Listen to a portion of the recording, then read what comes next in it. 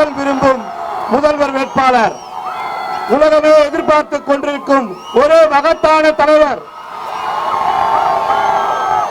தமிழகத்தின் தலையெழுத்தை மாற்றக்கூடும் எங்கள் மனதின் அதிபதி எங்கள் தளபதி விஜய் அண்ணா அவர்களின் அறிவுறுத்தலின்படி கழகத்தின் பொதுச் செயலாளர் அண்ணன் ஆனந்த் அவர்களின் வழிகாட்டுதலின்படி தமிழக வெற்றி கழகத்தின் கண்டன ஆர்ப்பாட்டம் இதோ முறையே தமிழக வெற்றி கழகத்தின் கொள்கை பாடலுடன் தொடங்குகிறது.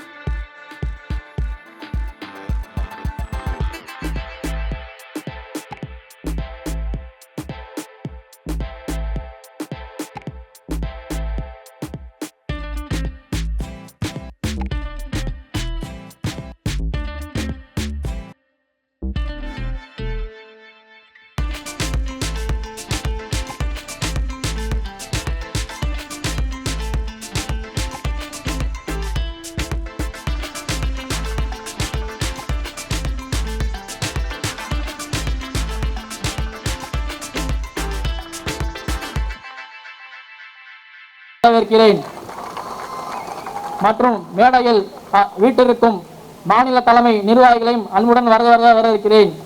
மற்றும் ஒரு இரவில் மாவட்ட கழக செயலாளர்கள் சொல்லுக்கு இணங்க அனைவரும் கலந்து கொண்டு எந்த ஒரு பிரதிபலனும் இல்லாமல் காலையில் இருந்து இப்போது வரை உற்சாகத்துடன் செயல்படும் கழக தொழிலாளர்களையும் உங்களையும் வரவேற்கிறேன்.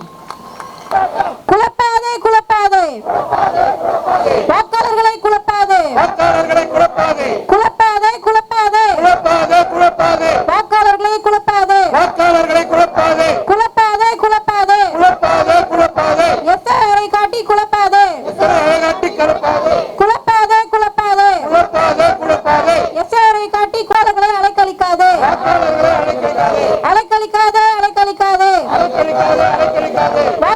அலைக்கழிக்காதே எளிய மக்களை அலைக்கழிக்காதே எளிய மக்களை அலைக்கழிக்காதே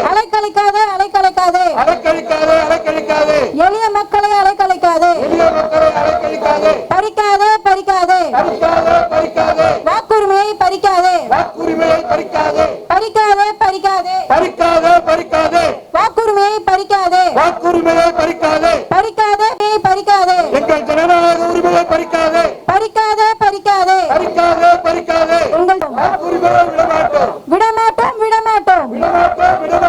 வாக்குரிமையை விடமாட்டோம் எளிமையாக்கு எஸ்ஐஆரை எளிமையாக்கு உறுதிப்படுத்து வாக்குரிமையை உறுதிப்படுத்து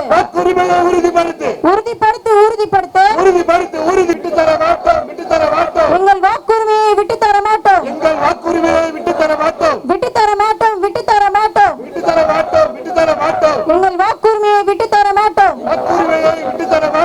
காத்திருக்க வேண்டாம் தேர்தல் அதிகாரிக்காக வேண்டாம் காத்திருக்க வேண்டாம்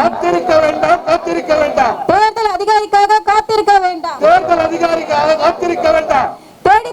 தேடி போவோம் தேர்தல் அதிகாரியை தேடி போவோம்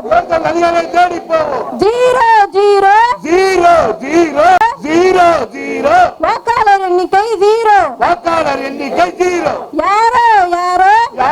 யாரோ பறிப்பது யாரோ எங்கள் வாக்கை பறிப்பது யாரோ யாரோ யாரோ யாரோ யாரோ எங்கள் வாக்கை பறிப்பது யாரோ எங்கள் வாக்கை பறிப்பது யாரோ எங்கள் வாக்கு எங்கள் வாக்கு எங்கள் வாக்கு எங்கள் வாக்கு எங்கள் உரிமை எங்கள் உரிமை எங்கள் உரிமை எங்கள் உரிமை எங்கள் வாக்கு எங்கள் வாக்கு எங்கள் வாக்கு எங்கள் வாக்கு எங்கள் உரிமை எங்கள் உரிமை எங்கள் உரிமை எங்கள் உரிமை போராட்டம் இது போராட்டம் போராட்டம் இது போராட்டம் தமிழக வெற்றி கழகத்தின் போராட்டம் தமிழக வெற்றி கழகத்தின் போராட்டம் போராட்டம் இது போராட்டம் போராட்டம் இது போராட்டம் தமிழக வெற்றி கழகத்தின் போராட்டம் தமிழக வெற்றி கழகத்தின் போராட்டம் பெரியவர்கள் இன்றைக்கு இந்த போராட்டம் தமிழ்நாட்டில் எல்லாமே போராடி போராடி போராடி போராடிதான் பெற்றுக் கொண்டிருக்கிறோம். கடைசியில பாத்தீங்களா நம்மளுடைய வாக்கையும் போராடி பெற்று தரக்கூடிய ஒரு நிலைமை இந்த தமிழ்நாட்டுக்கு வந்திருக்கிறது என்று சொன்னால் இந்த மத்தியில் ஆளக்கூடிய இந்த ஒன்றிய அரசுக்கு தான் இந்த கண்டன ஆர்ப்பாட்டத்தை எங்கள் தளபதி அவர்கள் முன்னின்று எங்கள் பொதுச்செயலாளர்களை முன்னிலைப்படுத்தி நடத்தி கொண்டிருக்கிறார். ஏன் சொல்றேன்னா அது எந்த விஷயம்னா இப்ப நான் உயிரோடு இருக்கேன், எனக்கு லைஃப் சர்டிபிகேட் கொடுனா எப்படிங்க கொடுப்பாங்க? நான் உயிரோடு இருக்கேன், எனக்கு லைஃப் சர்டிபிகேட் கொடுன்னு கேக்குறாங்க. ஏன்னா ஓட்டு எனக்கு இருக்குது, நான் எதுக்கு இன்னொரு ஃபார்மை ஃபில் பண்ணி தரணும்? நான் எதுக்கு தரணும்? நீங்க என்ன பண்ணணும், இறந்தவர்களோ இல்ல பெயர் நீக்கம் போன வருஷம் ஓட்டு போடாதவங்க இல்ல வீடு காலி பண்ணவங்க இவங்களை போயிட்டு நீங்க அந்த திருத்தம் பண்ணி எப்பவுமே நடக்கிற ஒரு சட்டம் தான் இந்த தேர்தல் நடத்தக்கூடிய ஒரு இது. இந்த வருஷம் மட்டும் போன வருஷம் ஒருத்தர் சொன்னாரு யார் இந்த சாரு யார் இந்த சாரு யார் இந்த சாருன்னு. இப்போ பாத்தீங்கன்னா யார் இந்த சாரு யார் இந்த சாருன்னு கேட்டா எஸ்ஐஆர்னு சொல்லிட்டு இந்த மத்திய அரசாங்கம் நம்மளை கொண்டு இந்த இடத்துல நிக்க வச்சிருக்கு. இந்த சாருக்கும் எங்கள் தளபதி சார் தான் இந்த இடத்துல ஒரு மாபெரும் போராட்டத்தை நடத்தி எங்களுக்கெல்லாம் வழிநடத்தி கொண்டிருக்கிறார். ஒரு போதும் இந்த மத்திய அரசாங்கத்துடைய கனவு தமிழ்நாட்டில் தமிழக வெற்றி கழக தலைவர் இருக்கிறவர்ல பழிக்கவே பழிக்காது. உங்களுடைய ஆட்டம் எல்லாம் வெளி மாநிலம் வட மாநிலம் நீங்க என்ன வேணாலும் பண்ணீங்க. தமிழ்நாடு 2026 தளபதி நாடாக மாறும். ஏன்னா ஒண்ணு சொல்றோம், நாங்க இந்த பிஎல்ஓ ஆபீசர் வீட்டுக்கு வராங்க, அந்த இடத்துல டிஎம்கே உடைய வட்டச்செயலாளர் கூட போறாரு. தமிழ்நாட்டில் இன்னைக்கு எங்க குடும்பத்துல ஒரு குடும்பத்துக்கு 4 ஓட்டு இருக்குதுங்க. எங்கள் தெருவில் இருக்கிறவன் இவர் தளபதி ரசிகர் இல்ல தளபதி தொண்டர் தெரிஞ்சு போச்சுன்னா அந்த வீட்டுல ஆளே இல்ல, வீடு பூட்டு பிடிக்கிறாங்க. போகாதீங்கன்னு சொல்லிட்டு 18 வயசுக்கு உண்டான ஓட்டை தடுக்கக்கூடிய ஆட்சி, மேல மறைமுகமா கூட்டணி வச்சிருக்கக்கூடிய ஆட்சி இந்த திராவிட முன்னேற்ற கழக ஆட்சி. பயமா இருக்குதா? 2026 புதிய வாக்காளர்கள் எடுக்க போகும் படை தமிழ்நாட்டில் ஒரு பெரிய சரித்திரத்தை உண்டாக்கும் என்பதை கூறிக்கொண்டு எனக்கு வாய்ப்பளித்த அனைத்து நல்ல உள்ளவர்களுக்கும் நன்றி கூறி விடைபெறுகிறேன். நன்றி, வணக்கம். அனைத்து தலைவர் தளபதி அவர்களின் கரங்களை வலு சேர்க்கும் கழக பொதுச் செயலாளர் அண்ணன் ஆனந்த் அவர்களுக்கும், கழக கொள்கைகளை மாநிலம் முழுவதும் கொண்டு சேர்க்கும் மாநில நிர்வாகிகளுக்கும், தமிழக வெற்றி கழக பொக்கிஷங்களாகவும் தலைவர் தளபதி அவர்கள் கண்டெடுத்த முத்துக்களான கழக மாவட்ட செயலாளர்களுக்கும், வாக்காளர் பட்டியல் சிறப்பு சீர்திருத்தத்தை கண்டித்து இந்த கண்டன ஆர்ப்பாட்டத்திற்கு வருகை தந்திருக்கும் அனைவருக்கும் மத்திய சென்னை மாவட்டத்தின் சார்பாக நிஷாந்தி தமிழரசனின் அன்பான வணக்கங்கள். தமிழ்நாட்டில் யார் அந்த சார் என்ற கேள்விக்கு விடை தெரியாமல் இருக்கும் நிலையில் தற்போது எதற்கு இந்த அவசர எஸ்ஐஆர்? 10 ஆண்டுகளுக்கு மேலாக ஆட்சியில் இருக்கும் பாஜக தமிழ்நாட்டில் தாமரையை மலர வைக்க வேண்டும் என்றும் திட்டம் தீட்டுகின்றதா என்ற கேள்வி தமிழ்நாட்டு மக்கள் மனதில் எழுந்துள்ளது. கோடிக்கணக்கான வாக்காளர்கள் இருக்கும் தமிழ்நாட்டில் வாக்காளர் பட்டியல் சிறப்பு சீர்திருத்தம் 30 நாட்களில் எப்படி சாத்தியமாகும்? வெளிநாட்டவர் ஊடுருவல் இருக்கிறது என பீகாரில் வாக்காளர் சிறப்பு சீர்திருத்தம் மேற்கொண்ட மாண்புமிகு மோடிஜி அவர்களே, உங்களால ஒருத்தரை கண்டுபிடிக்க முடிஞ்சதா? கள்ளத்தனம் செய்து ஆட்சியை பிடிச்சிட்டீங்க, கேட்டா ஜனநாயக முறைப்படி வெற்றி பெற்றோம்னு சொல்றீங்க. கொஞ்சம் வெயிட் பண்ணுங்க, எங்க ஜனநாயகன் வராரு, அப்ப தெரியும் எது உண்மையான ஜனநாயகன் என்று. தமிழ்நாட்டு மக்கள் முடிவு பண்ணிட்டாங்க, டெல்லியில இருக்கிற அந்த மோடியும் வேண்டாம், தமிழ்நாட்டுல டாடி டாடின்னு சொல்ற இந்த டம்மி டாடியும் வேண்டாம் என்று. மக்களுக்கான நல்ல திட்டங்களை வரவேற்பதில் தமிழக வெற்றி கழகம் முதலில் ஆதரிக்கும்.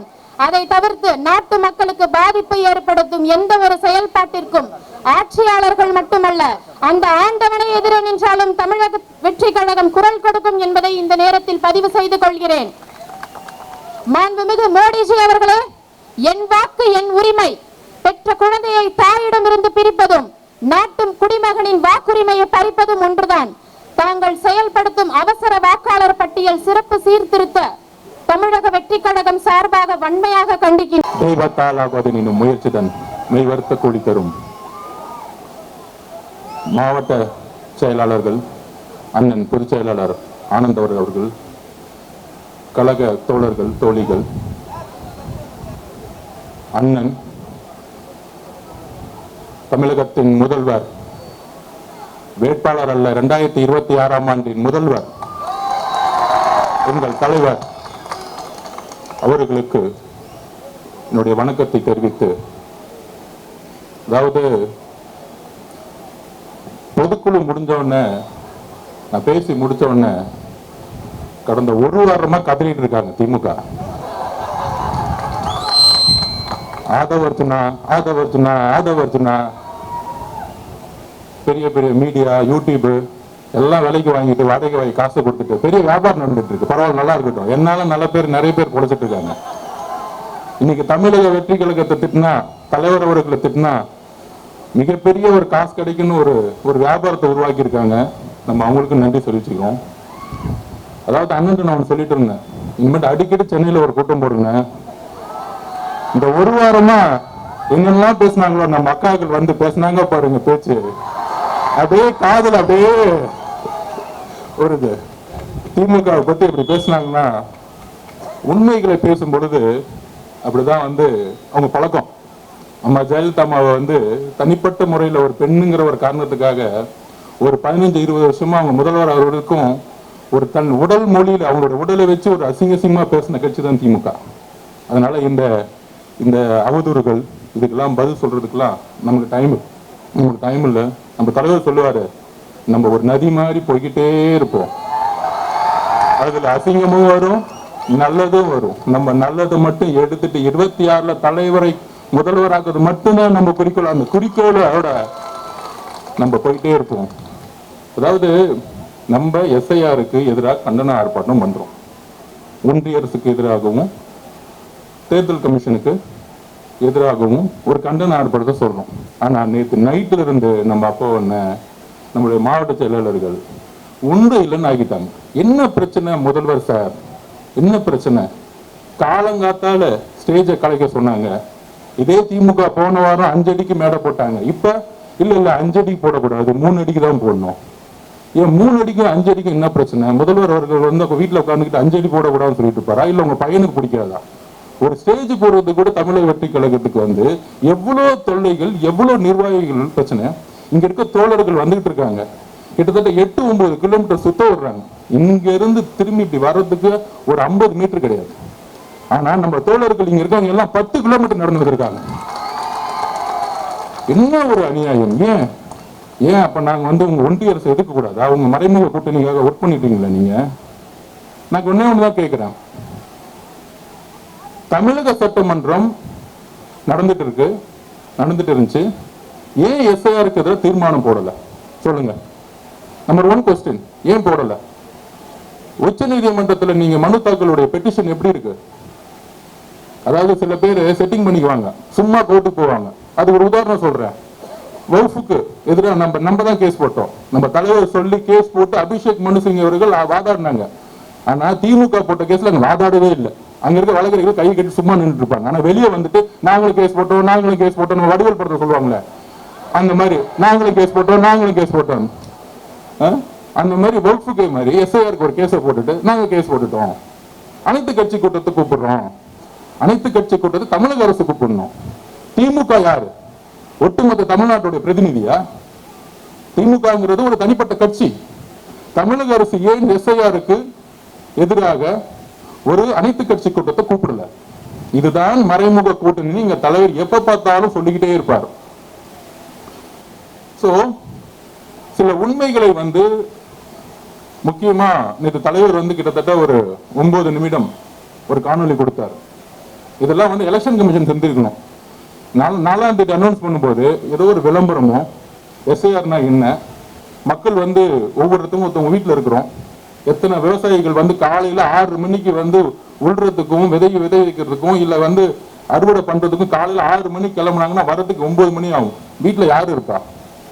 அப்ப யாருமே இன்னைக்கு தமிழ்நாட்டில் வீட்டில் காலையில 7 மணிக்கு கிளம்புனாங்கன்னா ஒரு சாதாரண ஒரு கூலி தொழிலாகட்டும், விவசாயிகளாகட்டும், ஒரு மீனவர்களாகட்டும், ஒரு வேலை பார்க்கக்கூடிய தோழர்களாகட்டும், எல்லாருமே வீட்டு காலையில கிளம்புனா வரதுக்கு நைட் ஆகும்.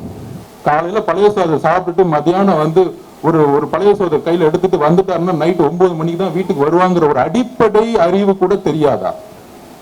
அப்ப இங்க இருக்கக்கூடிய ஒரு தேர்தல் கமிஷன் எஸ்ஐஆரை கொண்டு வராங்க. இப்பதான் வந்து ஸ்பெஷல் சம்மரி ரிவிஷன் போன வருஷம் தான் பிடிச்சாங்க. அதுல எல்லாமே தெளிவா இப்ப வந்து இது என்னுடைய ஐடி, தலைவர் சொன்ன மாதிரி தான் என்னுடைய ஐடி என்கிட்ட இருக்கு, ஆனா இன்னைக்கு செல்லுபடி ஆகாது, இன்னைக்கு இது வேலிடிட்டி கிடையாது, இதை முடிச்சுட்டாங்க. அப்ப நம்ம தலைவர் சொன்ன மாதிரி இன்னைக்கு நம்ம கிட்ட ஓட்டர் ஐடி கிடையாது. அப்ப இந்த ஓட்டர் ஐடி கிடையலன்னா என்னென்ன பிரச்சனை வரும்? நாளைக்கு என்ன பண்ணுவாங்கன்னா உங்களுக்கு ஓட்டர் ஐடி இல்ல, அதனால ஆதார் செல்லுபடி ஆகாது, உங்களோட பாஸ்போர்ட் எடுக்க முடியாது. அப்ப நம்மளுடைய ஒரு சிட்டிசன்ஷிப் குடிமகனுக்கான கேள்வி இங்கிருந்து எழுப்ப ஆரம்பிக்கிறாங்க. இதுதான் மிகப்பெரிய ஆபத்து. இந்த ஆபத்தை எப்படி நடைமுறைப்படுத்துறாங்க? இதை நடைமுறைப்படுத்தலாம். ஒரு வருஷத்துக்கு முன்னாடி இல்ல 2 வருஷத்துக்கு முன்னாடி பொறுமையா ஒரு 6 மாசம் டைம் கொடுத்து கரெக்டான விழிப்புணர்வு கொடுத்து மக்களுக்கு ஒரு நல்ல அவேர்னஸ், அதாவது நேற்று தலைவர் நம்ம அவேர்னஸ் கொடுத்தா பாருங்க, இது தேர்தல் கமிஷன் செஞ்சிருக்கணும். ஒரு கிரிக்கெட்டர்ஸையோ இல்ல நல்ல ஒரு விளம்பரத்தையோ கொண்டு வந்து கொடுத்திருக்கணும். ஆனால் நேற்று தலைவர் நம்மளுடைய தலைவர் கொடுத்த ஒரு காணொளி கிட்டத்தட்ட நேற்று மட்டும் 3 கோடி பேரை ரீச் பண்ணிருக்கு. இதுதான் எங்கள் தலைவர். இப்ப தெரியுதா யாரு மக்களுக்காக உண்மையாக வாய்ஸ் கொடுத்துட்டு இருக்காங்கன்னு? அப்ப அவருடைய ஒரு காணொளி 3 கோடி பேர் நேற்று நைட்டுக்குள்ள 12 மணிக்குள்ள ரீச் ஆயிருக்கு. ஒட்டுமொத்த செய்திகளும் இதை நோக்கி தான் சொல்லிட்டு இருக்கு. அப்ப எங்களுடைய வேலை அரசியலை ஓட்டு வாங்குறது மட்டும் இல்ல, ஒரு மிகப்பெரிய ஒரு அவேர்னஸை எங்க தலைவர் கொடுத்துட்டு இருக்காரு. இது எந்த தலைவரும் செய்யல. இது வரைக்கும் நான் சேலஞ்சா சொல்றேன், எங்க தலைவர் இந்தியாவில் எந்த தலைவரும் செய்யல. அப்ப இன்னைக்கு அவேர்னஸ்ல நம்ம எதை நோக்கி நம்ம போகணும்? உறுதியாக இன்னைக்கு வரைக்கும் சுப்ரீம் கோர்ட்ல எஸ்ஐஆருக்கு ஸ்டே கிடையாது. நம்ம உண்மையான வெளிப்படையான ஒரு எலெக்ஷன் நடந்தால் நம்ம தான் மிக அறுதி 1967 77 அப்புறம் நம்ம தலைவர் தனிப்பட்ட முறையில் முதலமைச்சர் ஆவார். இது உறுதி, இதுல எந்த விதமான சந்தேகமும் கிடையாது. ஆனா அந்த வெளிப்படைத்தன்மையான தேர்தலை நம்ம எதிர்கொள்றதுக்கு முன்னாடி நம்ம கிட்ட இருக்க தோழர்கள், கிளைக்கழகம், ஒன்றியம், டிஎல் இருக்கக்கூடிய தோழர்கள், இங்க இருக்கக்கூடிய தோழர்கள் இன்னும் ஒரு ஆபத்தை நோக்கி நம்ம சென்றுட்டு இருக்கோம். அப்படின்னா உச்ச நீதிமன்றத்தில் கேஸ் நடந்துட்டு இருக்கு. ஒரே ஒரு உறுதிமொழி தலைவர் கொடுக்கிறாரு, தமிழ்நாட்டில் ஒரே ஒரு வாக்காளர்களுக்கு அநியாயம் ஏற்பட்டால் தலைவர் மிகப்பெரிய உச்ச நீதிமன்றத்துக்கு சென்று வாதிடுவார். எங்க தலைவர் தான் பாதுகாப்பு கொடுப்பார். ஒரே ஒரு ஓட்டை டெலிட் பண்ணா கூட எங்க தலைவர் வந்து பாதுகாப்பு கொடுப்பார். நம்ம கழகம் அதுல உறுதியா இருக்கு. ஆனால் நம்ம செய்யக்கூடிய கடமைகள், பொறுப்புகள் என்ன? இன்னைக்கு கிட்டத்தட்ட 68,000 பேருக்கு மேல பிஎல்ஓ போட்டு முடிச்சுட்டாங்க. அதுல 30 நாள்ல முடிக்கணும். கிட்டத்தட்ட 6,41,00,000 பேர். அப்ப 30 நாள்ல எப்படி முடிக்க முடியும்னா முடியவே முடியாது, வாய்ப்பே இல்லை. ஆனா இப்ப பீகார்ல நடக்கிற எஸ்ஐஆருக்கும் தமிழ்நாட்டில் நடக்கிற எஸ்ஐஆருக்கும் வித்தியாசம் இருக்கு. பீகார்ல வந்து எதிர்கட்சி தலைவர்கள் குற்றச்சாட்டு என்ன? அங்க ஆளுங்கட்சியும் அவங்கதான், தேர்தல் கமிஷன் மேல குற்றச்சாட்டுகள், ஒன்றிய அரசும் அவங்கதான். 3 பேரும் சேர்ந்து ஒரு மேல குற்றச்சாட்டு ஒன்னா சேர்ந்துக்கிட்டு கிட்டத்தட்ட 65 லட்சம் பேர் வந்து டெலிட் பண்ணிட்டாங்கன்னு ஒரு பெரிய குற்றச்சாட்டு எதிர்கட்சிகள் சொன்னாங்க. ஆனா தமிழ்நாட்டுல வித்தியாசம் ஒண்ணு இருக்கு, நம்ம புரிஞ்சுக்கணும். இங்க ஒன்றிய அரசு வேற, அதாவது திமுக இன்னைக்கு ஒன்றிய அரசு இருக்கிற மாதிரி எடுத்துட்டு இருக்காங்க, தேர்தல் கமிஷன்ல முறையிடுறாங்க. ஆனால் அதை அமல்படுத்தக்கூடிய அதிகாரம் யார்கிட்ட இருக்கு? திமுக கிட்ட இருக்கு. ஏன்னா அவங்கதான் இன்னைக்கு முதலமைச்சர். இன்னைக்கு அப்பாயின்மெண்ட் பண்ண 68,000 பேருக்கு மேற்பட்ட அரசு ஊழியர்கள், அங்கன்வாடி பணியாளர்களும் ஆசிரியர்களும், அந்த லிஸ்ட் எல்லாமே திமுக காரங்கிட்ட இருக்கு. இன்னைக்கு என்ன பண்றாங்க? பிஎல்ஓ உறுப்பினர்களோட சேர்ந்து, ஏன்னா பாவம் அவங்க என்ன பண்ணுவாங்க, ஒரு அரசு ஊழியர்கள், ஒரு அங்கன்வாடி பணியாளர்களும் ஆசிரியர்களும், ஒரு குறைந்தபட்ச ஊழியர், இன்னைக்கு வரைக்கும் அரசு ஊழியர்களுக்கு ஓய்வு திட்டத்துல வந்து எந்த வேலையும் செய்யல, அவங்களுக்கு எந்த பணி செய்யல, ஒட்டுமொத்த அரசு ஊழியர் நேற்று கூட வந்து அறிக்கை கொடுத்துட்டு இருக்காங்க, கடுமையா எதிர்ப்பு தெரிவித்தாங்க. ஆனா திமுக என்ன செய்யுது அப்படின்னா, இந்த 68,000 பேரோட சில பேர், அதாவது ஒரு பூத்துல 350 குடும்பம் இருக்குன்னா, இந்த கிளை கழகத்தில் இருக்கவங்களும், வார்டுல இருக்கவங்களும், இந்த பிஎல் இருக்கவங்களும் இந்த அப்ளிகேஷன் எடுத்துட்டு இது நான் ஒரே ஒரு கோரிக்கை வைக்கிறேன். ஒட்டுமொத்த எதிர்கட்சிகளும் இது வந்து அணித்தள்ளணும். இது ஏதோ தமிழக வெற்றிகளுக்கு மட்டும் ஆர்ப்பாட்டம் இல்லை, எல்லாரும் அணித்தள்ளணும். ஏன்னா இதுல வந்து திமுக செய்யக்கூடிய தவறுகள் என்னங்கிறது நம்ம புரிஞ்சுக்கணும். பிஎல்ஓவாக திமுக மாறி இருக்கு இப்ப. ஏன்னா அரசு ஊழியர்கள் சில இடத்துல வந்து ஒரு எம்எல்ஏவோ ஒரு அமைச்சரோ ஒரு அதிகாரத்தை வச்சுக்கிட்டு நீ சும்மா இருங்கம்மா, நீ ஏன் போறீங்க, இந்த 200 வீட்டுக்கு நாங்க போய்க்கிறோம், இந்த 50 வீட்டுக்கு நாங்க போய்க்கிறோம்னா ஒரு பிஎல்ஓ இந்த 10 வீட்டுக்கு போனாருங்கிறதுக்கான என்ன ப்ரூஃப் இருக்கு, என்ன வேலிடிட்டி இருக்கு? இதுதான் நான் வந்து பத்திரிகை நண்பர்கிட்ட கேட்டுக்கிறேன். மக்கள் கிட்ட வந்து இது கொண்டு போகணும். 350 குடும்பத்துக்கும் ஒவ்வொரு பூத்துலயும் போயிட்டாங்களான்னு காமிக்கிறதுக்கான என்ன வெரிஃபிகேஷன் எலெக்ஷன் கமிஷனால கொடுக்க முடியும். அப்போ ஒரு ஸ்டேட் கவர்மெண்ட் கொடுக்கக்கூடிய டேட்டாவை தான் எலெக்ஷன் கமிஷன் நம்புறாங்க. அப்பதான் நம்ம சொல்றோம் திமுக ஏன் இங்க உள்ள வருது அப்படின்னா, இதுதான் தேர்தலுக்கு முன்னாடி நம்ம மக்கள் சொன்னாங்க பாருங்க, இறந்தவங்க எல்லாம் ஓட்டு போட்டுருவாங்க. அப்போ பிஎல்ஓங்கிறது எலெக்ஷன் கமிஷன் கிடையாது, அதை நம்ம புரிஞ்சுக்கணும். பிஎல்ஓங்கிறது இங்க இருக்கக்கூடிய அரசு ஊழியர்கள். அரசு ஊழியர்களை யார் கண்ட்ரோல் பண்ண பாக்குறாங்க? இங்க இருக்கக்கூடிய திமுக கிளை, ஒன்றியம், எம்எல்ஏ, எம்பிஸ். இதுக்குதான் வந்து 3 மாசத்துக்கு முன்னாடி என்ன பண்ணாங்க, முதலமைச்சர் அனௌன்ஸ் பண்ணாரு, நாங்க வீடு வீடு சொல்றோம் அப்படின்னு ஒரு பிரச்சாரத்தை உருவாக்குனாங்களே, இதுக்குதான். அப்ப நம்ம எந்த அளவுக்கு விழிப்புணர்ச்சியா இருக்கணும் அப்படின்னா, கடுமையாக உச்ச நீதிமன்றத்தில் நம்ம போராடும் இந்த எஸ்ஐஆருக்கு எதிராக, இந்த கண்டனம் ஆர்ப்பாட்டத்துக்காக. அதே மாரி இங்க நடத்தப்பட்டால் அப்ப நம்ம இங்க இருக்கக்கூடிய 6,41,00,000 ஓட்டர்ஸ், அதுலயும் நேற்று நம்ம தலைவர் சொன்ன மாதிரி நம்ம ஜென்சி 18 வயசுல இருந்து 22, 23 வயசுல இருக்கக்கூடிய எல்லாருமே நம்மளுடைய தலைவருடைய ஃபாலோ பண்றோம். அவங்களுடைய ஓட்டர்ஸை நம்ம தான் உறுதிப்படுத்தணும். அதுக்கான அவேர்னஸ் ப்ரோக்ராம் நம்ம தான் உருவாக்கணும். விழிப்புணர்வு பிரச்சாரங்களை நம்ம உருவாக்கணும். நம்ம கண்டிப்பாக ஜெயிப்போம். மக்களுடைய எழுச்சி, பெண்களுடைய எழுச்சி, இளைஞர்களுடைய எழுச்சி ஃபுல்லா நம்ம கிட்ட இருக்கு. ஆனால் அது ஓட்டாக மாறணும். அதுதான் நம்ம முன்னாடி இருக்கிற மிகப்பெரிய சேலஞ்ச். அந்த சேலஞ்சை வந்து அவங்க திமுக சொல்ற மாதிரி நாங்க 70 வருஷம் கட்சி, 50 வருஷம் கட்சி. நான் ஒரே ஒரு எக்ஸாம்பிள் சொல்லிக்கிறேன். 1971 எம்ஜிஆர் கடுமையா வேலை செஞ்சார் திமுகக்காக. 200 தொகுதி மேல ஜெயிச்சிட்டாங்க. 72 எம்ஜிஆர் வெளியே அனுப்பிச்சிட்டாங்க, அப்படியே வெளியே துரத்திட்டாங்க. தோழர்களை யோசிச்சு பாருங்க, எம்ஜிஆருக்கு வெளியே வரும்போது பெரிய படைபலம் கிடையாது. கலைஞர்கிட்ட இருந்தது 1949 அண்ணா உருவாக்குற திமுக, பெரிய கட்டமைப்பு, மிகப்பெரிய பொருளாதார பலம், 200 எம்எல்ஏ, மிகப்பெரிய முதலமைச்சர் கலைஞர். 72 வரும்போது பெரிய கட்டமைப்பு கிடையாது.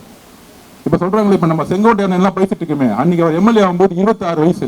நம்மள மாதிரி தான் இருக்கீங்களே, 26 வயசுல தான் எம்எல்ஏ ஆனார் அவர்.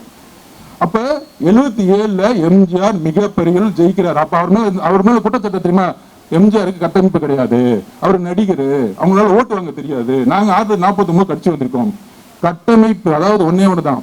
நீங்க கட்டமைப்பு வச்சிருக்கீங்க, மக்களை கூப்பிடுறீங்க, மக்கள் வர மாட்டேங்கிறான். எங்க தலைவர் மக்களே கட்டமைப்பை உருவாக்கி இருக்கார். இதுதான் எங்களுடைய தமிழக வெற்றி கழகம். எங்களுடைய கட்டமைப்பு மக்கள்.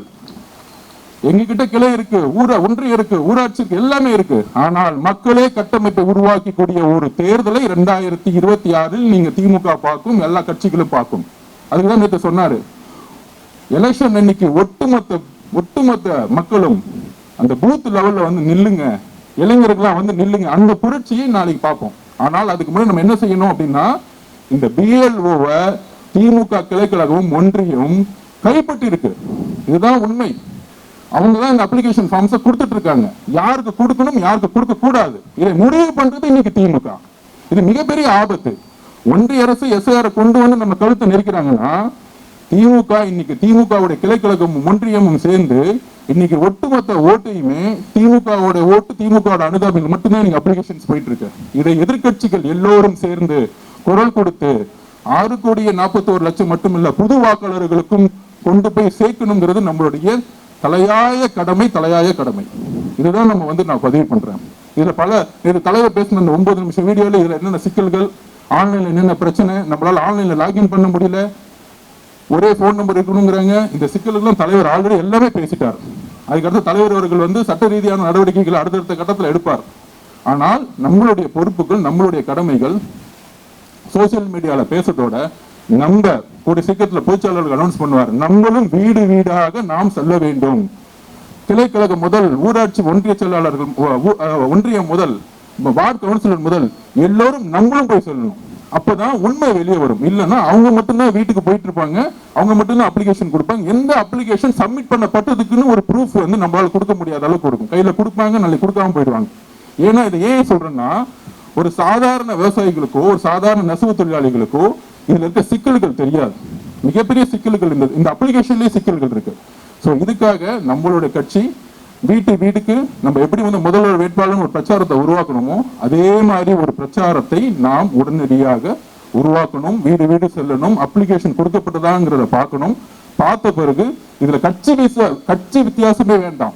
அது திமுகவா இருக்கட்டும், அதிமுகவா இருக்கட்டும், எந்த கட்சி வேணா இருக்கட்டும். ஆனால் நம்மளுடைய தலைவருடைய குறிக்கோள் என்ன தெரியுமா? இந்த எஸ்ஐஆரை பொறுத்த வரைக்கும் நமக்கு ஓட்டு போடுறாங்க, ஓட்டு போடல, தலைவருடைய ஒரு எண்ணம், ஒரு குறிக்கோள் என்ன? தமிழகத்தில் இருக்கக்கூடிய எல்லா மக்களும் 6,41,00,000 மற்றும் புதிய வாக்காளர்களுக்கு வாக்காளர் அட்டை கிடைக்க வேண்டும். இதுதான் தலைவருடைய குறிக்கோள். நீங்க திமுகவா அதிமுகவா மிச்ச கட்சின்னு பார்த்துட்டு இருக்கீங்க. ஆனா தமிழக வெற்றி கழகத்துடைய தலைவர் எல்லா வாக்காளர்களுக்கும் வாக்காளர் அட்டை கிடைக்க வேண்டும் என்கிறதை உறுதிப்படுத்துகிறார். இது ஒரு அடிப்படை உரிமை, இது ஒரு அரசியலமைப்புடைய கான்ஸ்டிடியூஷன் ரைட்ஸ். ஆர்டிகல் 326 நம்மளுடைய ரைட்ஸை கொடுக்குது.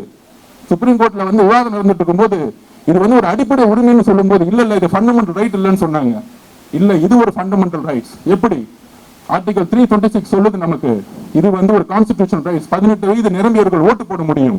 அப்படி ஓட்டு போட்டாதான் fundamental rights 19(1)(a freedom of speech and expression. உங்களால் பேசவும் நீங்கள் ஒரு தலைவரை உறுதியாக முடிவெடுக்கக்கூடிய அதிகாரம் உங்களுக்கு இருக்கு. அப்ப நம்மளுடைய அரசியலமைப்போட அதிகாரம் கொடுக்கறத நம்ம ஃபாலோ பண்ணாதான் நம்மளுடைய ஃபண்டமெண்டல் ரைட்ஸை நம்மளால காப்பாற்ற முடியும். தோழர்களே, இதுலக்குள்ள சிக்கல்களை நாம் புரிந்து கொள்ள வேண்டும். இன்னும் வந்து 4 நாள் தான், இன்னும் அடுத்த மாசம் டைம் கொடுத்திருக்காங்க. அதுக்குள்ள நம்ம வந்து கோர்ட்டுக்கு போலாம். ஆனால் நாம் ஒவ்வொருவராக இளைஞர்கள், ஜென்சி, இங்க இருக்கக்கூடிய மக்கள்கள், இங்க இருக்கக்கூடிய பெண்கள் எல்லோரும் நம்ம ஒவ்வொருத்தரும் வீட்டுக்கு போய் ஆகணும். அதுல வெரிஃபை பண்ணி 6,41,00,000 பிளஸ் இருக்க புதிய வாக்காளர்களும் நாம் இந்த வாக்காளர் அட்டையை வாங்கி கொடுக்க வேண்டிய பொறுப்பும் நம்ம கிட்ட இருக்கு. அந்த பொறுப்பை செய்வோம். இந்த பொறுப்பை செஞ்சிட்டாலே தலைவர் அவர்கள் இயற்கையாக முதலமைச்சர் ஆயிடுவார். இதை நாம் உறுதிப்படுத்துவோம். நன்றி, வணக்கம். மரியாதைக்குரிய தேர்தல் பிரச்சார மேலாண்மை பொதுச் செயலாளர் சகோதரர் திரு ஆதவ அர்ஜுனா மற்றும் மாவட்ட கழக செயலாளர்கள், சென்னை தெற்கு மாவட்டம் கேவி தாமு, சென்னை கிழக்கு மாவட்டம் அம்பத்தூர் ஜி பாலமுருகன், வடசென்னை வட மாவட்டம் கப்பீஸ், சென்னை புறநகர் மாவட்டம் ஈசிஆர் சரவணன், சென்னை வடக்கு கிழக்கு மாவட்டம் ஜி வேலு, சென்னை வடக்கு மாவட்டம் சிவா, சென்னை வடக்கு மேற்கு மாவட்டம் தனியா, சென்னை மத்திய மேற்கு மாவட்டம் பழனி, சென்னை மத்திய தெற்கு மாவட்டம் திலீப் குமார், சென்னை வடக்கு மாவட்டம் எம்.ஆர். பல்லவி, சென்னை தெற்கு மேற்கு மாவட்டம் சபரிநாதன் மற்றும் மதிப்புக்கும் மரியாதைக்குரிய தமிழக வெற்றி கழகத்தின் மாநில மாவட்ட நிர்வாகிகளே, நகரம், ஒன்றியம், பேரூராட்சி, கிளை கழகம், வார்டு, பகுதி, வட்டம் பொறுப்பாளர்களே, சகல அணிகளின் நிர்வாகிகளே, ஊடக நண்பர்களே, பெரியோர்களே, இங்கே வருகை தந்திருக்கும் தாய்மார்களே, தளபதி நெஞ்சில் குடியிருக்கும் தமிழக மக்களே, அனைவருக்கும் வணக்கம். இன்று தலைவர் தளபதி அவர்களின் ஆணைப்படி தமிழ்நாடு முழுக்க ஆர்ப்பாட்டம் நடைபெற்று வருகிறது. நாம் இப்படி போராடுவது ஒரு சாதாரண கோரிக்கைக்காக அல்ல. நமது நாட்டின், நமது மாநிலத்தின் ஜனநாயக ஆணிவேரியை அசைத்து பார்க்கும் ஒரு மாபெரும் விஷயத்திற்காக நமது குரலை பதிவு செய்யக்கூடியிருக்கிறோம். வாக்காளர் பட்டியல் சிறப்பு தீர்வு திருத்தம் என்ற பெயரில் நடைபெறுவது உண்மையில் என்ன? குறிப்பிட்ட பகுதிகளில் தங்களுக்கு வாக்களிக்க மாட்டார்கள் என்ற ஆளும் தரப்பு கருத்தும் மக்களின் பெயர்களை எந்தவித முன்னறிவிப்புமின்றி கூட்டம் கூட்டமாக நீக்கப்படுகின்றது என்று மக்கள் நம்மிடம் கூறுகிறார்கள். வீடு மாறி சென்று விட்டதாகவோ இறந்து விட்டதாகவோ போலி காரணங்கள் கூறி உயிருடன் இருக்கும் குடிமகனின் வாக்குரிமையை பறிப்பது அப்பட்டமான அதிகார துஷ்பிரயோகம். அதே சமயம் கள்ள ஓட்டுகளை போடுவதற்காக இல்லாத நபர்களின் பெயர்களும் ஒரே நபரின் பேரில் பல இடங்களில் சேர்க்கப்படுகின்றன என்றும் கூறுகிறார்கள். இது எதை காட்டுகிறது? நேர்மையான தேர்தலை நடத்த ஆட்சியாளர்களுக்கு விருப்பமில்லை, அதிகாரத்தின் துணையோடு குறுக்கு வழியில் வெல்ல துடிக்கிறார்கள் என்பதையே காட்டுகிறது. பழைய வாக்காளர்கள் முதல் புதிய வாக்காளர்கள் வரை பலருக்கும் இதனால் ஆபத்து ஏற்பட்டுள்ளது. படித்தவர்களுக்கே கடினமான இந்த செயல்பாட்டில் பாமர மக்கள் என்ன செய்வார்கள்? நாம் கேட்கும் கேள்விக்கு யாரிடம் முறையான தெளிவான பதில் இல்லை. சர்வர் பிரச்சனை என்கிறார்கள், தொழில்நுட்ப கோளாறு என்கிறார்கள். இது கோளாறு அல்ல, இது குளறுபடி, இது அலட்சியம் அல்ல, இது ஆளும் கட்சிக்கு சாதகமான அரசியல் சூழ்ச்சி. நண்பர்களே, சிந்தித்து பாருங்கள். நம் தலைவர் தளபதி சொன்னது போல ஒரு குடிமகனின் மிக முக்கியமான ஆயுதம் எது? வாக்கு செலுத்தும் உரிமை. 5 ஆண்டுகளுக்கு ஒரு முறை நாம் நம்முடைய தலைவிதியை தீர்மானிக்கும் அந்த ஒற்றை ஆயுதத்தை பறிப்பது நம்முடைய குரல் வலையை நெரிப்பதற்கு சமம். யாருக்கு வாக்களிக்க வேண்டும் என்பதை மக்கள் தீர்மானிக்க வேண்டும்.